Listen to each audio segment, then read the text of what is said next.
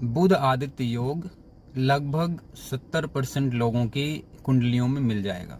और बुध क्योंकि सूर्य के आसपास ही रहता है और शुक्र भी उसी के आसपास रहता है, तो लग्जरी और बुद्धि राजा के पास ऑटोमेटिकली आ जाती है, क्योंकि वो सात्विक है, पराक्रमी है, सबको समान रूप से देखता है। तो ऐसे व्यक्तियों के पास लग्जरी उनके पीछे पीछे भागती है, आगे पीछे नाचती रहती है, बुद्धि उनकी अपने आप ठीक रहती है।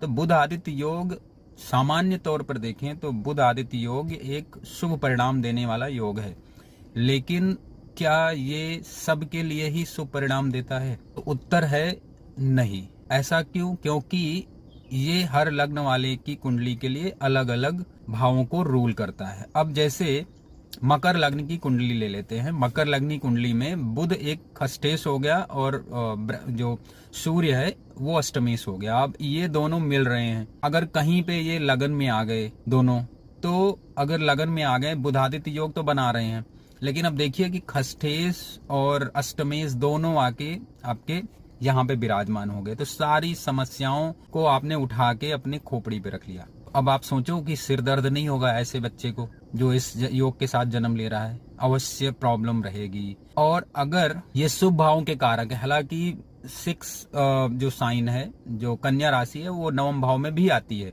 तो भाग्य वृद्धि भी करेगा, लेकिन खष्टेश होने के नाते और अष्टमेश होने के नाते सूर्य अपना दुष्प्रभाव देगा ही देगा। सूर्य को अधिक दोष नहीं लगता अष्टमेश होने का, लेकिन फिर भी है तो वो अष्टमेश ही और दूसरा खष्टेश ही है, तो पहले वो इन भावों का रिजल्ट देगा ही देगा। बाद में बुधादित्य योग का जो बुद्धिमत्ता वाला कार्य है, बुद्धिमत्ता पूर्ण वाला कार्य है, वो करेगा, लेकिन इन समस्याओं से घिरा रहेगा वो। सिर दर्द होना, माइग्रेन होना और फीवर आ जाना। ज़्यादातर बच्चों को देखेंगे आप, बहुत अधिक मतलब बच्चों को ज्वर आता रहता है बहुत जल्दी जल्दी।